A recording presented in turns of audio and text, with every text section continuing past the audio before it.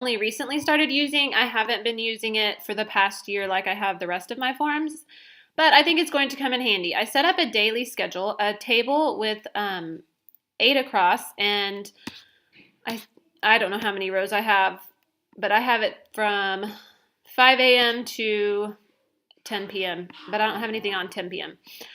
So I put in here everything that I'm doing during those hours. I put in baby's nap time. I put in meals. I put in our homeschool time, writing time that I've scheduled for myself. Now, I will say, as a mom with 4 kids, our days never look this neat and clean and organized in reality. They just don't happen this way.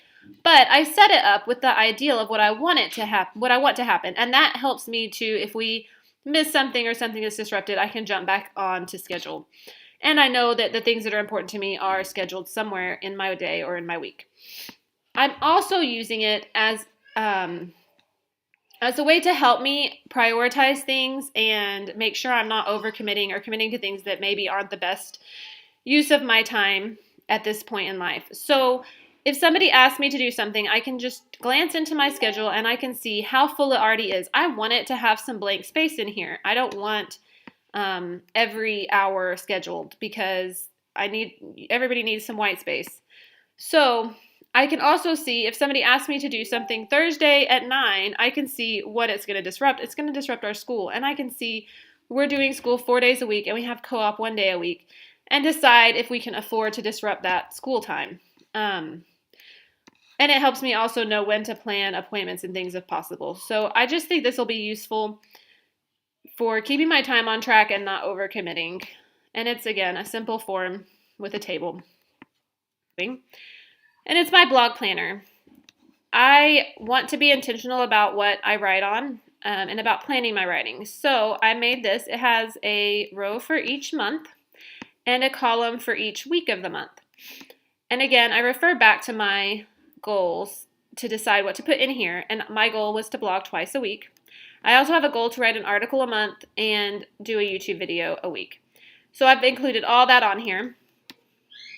And then I can come in here at any point in time and add in topics. So if I know what I want to write, or I know if I have an idea, I can come and see where it will fit in. And I also use the space by the month to look at topics for that month. So in February, we have Valentine's Day and Lent begins. And I put Easter. Easter's in March, but you might want to plan ahead a little bit.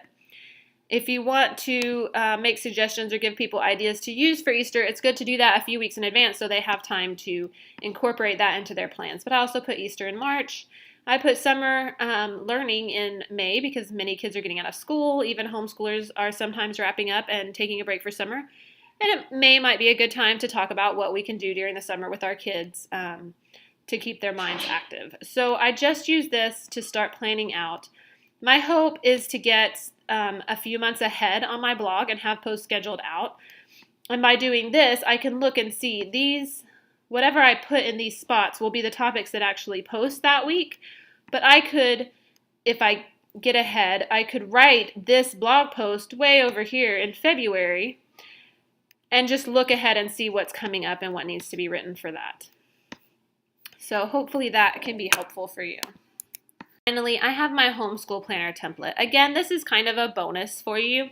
I don't have this in my planner schedule notebook normally, but I do use it daily, similar to my weekly planner. I needed somewhere separate to put my kids' assignments for their homeschooling.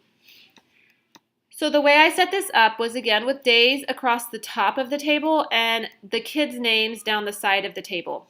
I also included a row for all because there are things that we all do together. Our memory work for our curriculum we all do together and certain other things. So I would have that here, and then I don't have to check it off on each kid's column. I just know we all did it. And then I have the kids' names. Normally this would be a name, but for privacy and simplicity, I put kid 1, 2, and 3, and 4.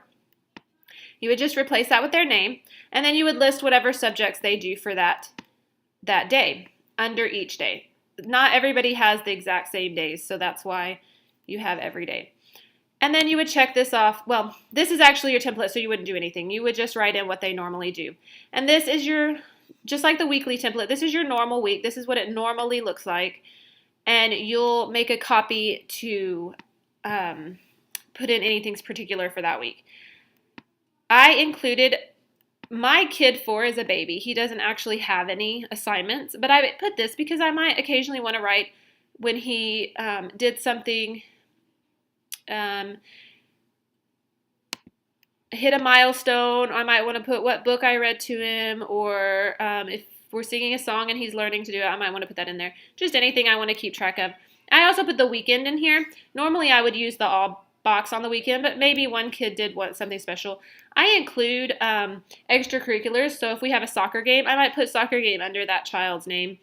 And the same thing on the weekly. I put any extracurriculars. Our kids do ballet on Monday, so I would have this under those kids. But anyway, so I include everything. I have weekend because there's not very much to put in here on the weekend, but I like to keep track of it. And then I have notes in case there's anything else I want to note about that this week. My plan for these would be to print them out and put them in a binder at the end of the year to keep as our records. You could keep it in Evernote. As long as Evernote hangs out forever, you're fine, but I like to print it out and have a hard copy somewhere. And like I said, if we take a break or take a partial break, I would delete these. If we have a day that we don't have co-op on Wednesday, sometimes we move things around. I do that all in the copy. Just like the weekly template, I make a copy and I put the date at the top, and then I make adjustments as I need to fit that week. To quickly share with you some templates I made, and I made them a little prettier, added some color and some graphics just to make them a little more pleasant and cheery. But it's all the same forms that I just showed you, just dressed up a bit. These are all available on my blog, and I'll tell you how to get them shortly. But I have goals. I actually made 2 goal sheets for you. I made one that just says goals. You could use this for life goals. You could use this for this year's goals, next year's goals. If you set school year goals, this would be a good one to use. But I also made one that says 2016 goals. So here's our 2016 goals. If you want to use that one specifically for this year's goals. This is similar to the one I showed you before. It has, this is a table. It has the headings for everything that you might use. You can change these headings. It's completely editable. You can change these headings.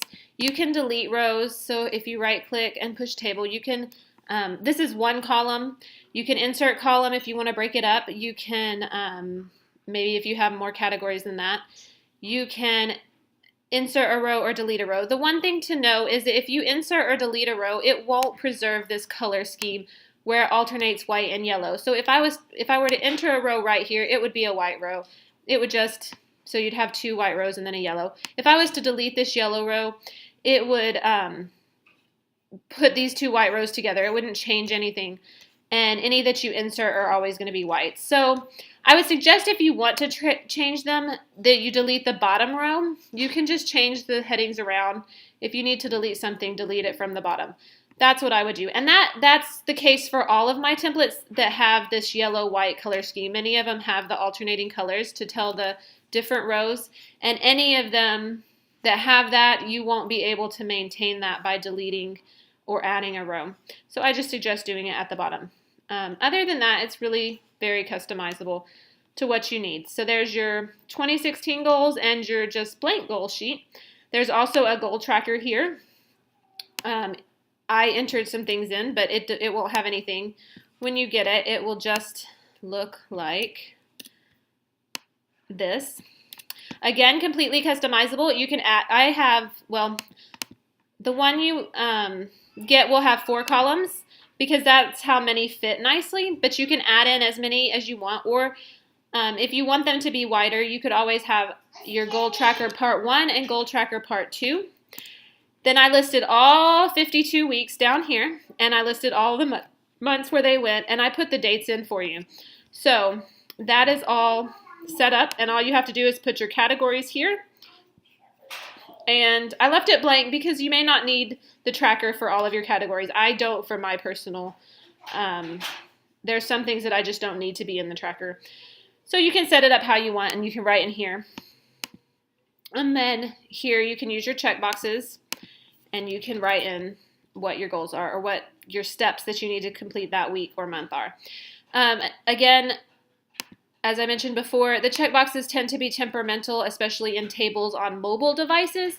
I really suggest you set this up on your computer. You're going to have to be on the computer to import these templates anyway. So since you already have to be on the computer to insert the template, I would suggest also setting up all of your checkboxes and words on the computer. And then you'll be able to work with it on your phone or tablet once you've done that. Okay, so that's our yearly goals, and then I have our yearly plan. Again, with the white and yellow, just keep in mind changing that will mess up the color scheme, but it's got every month in here for you already. This is a table. You just can't tell, but this is a table with 2 columns, a skinny column and a wide column, and if you hover over and find the spot, you can change the width of that. Or you can delete it and just make this one wide column instead. Then I have your monthly planner. This is blank. It won't say January. You'll get it. It'll be blank. It has some bullets or some check boxes already preloaded for you, and it has a table for the month, but you'll need to go in and set up the numbers. Now, I did set it up so that it's justified right at the top and then justified left for the rest of the box. And then you'll just fill in which month. I'm working on a set of months that are pre-formatted with the month and all of the numbers in here. I'm not sure when that will get done, but if you sign up to get these templates, you'll be notified when it's ready. So that's our monthly. And then I have our weekly template. This is the one you'll want to copy and paste. It doesn't have the water check marks, but you can come in and add your check boxes and your schedule and your daily and weekly to-dos in here. And I have a daily schedule one, a blog writing planner one, and a homeschool weekly template one, and you can come in and change the names to your kids' names. I put 6 kids in here, hoping that that would accommodate most people. Again, you can add columns.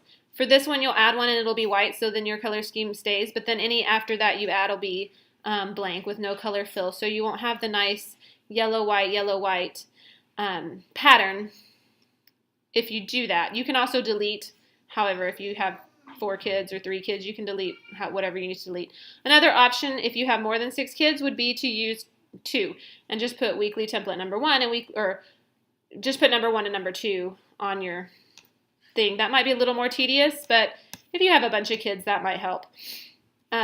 You can also get customized planners, and you can tell me how many rows and columns to put, and I can set it up that way so that it does have the color scheme.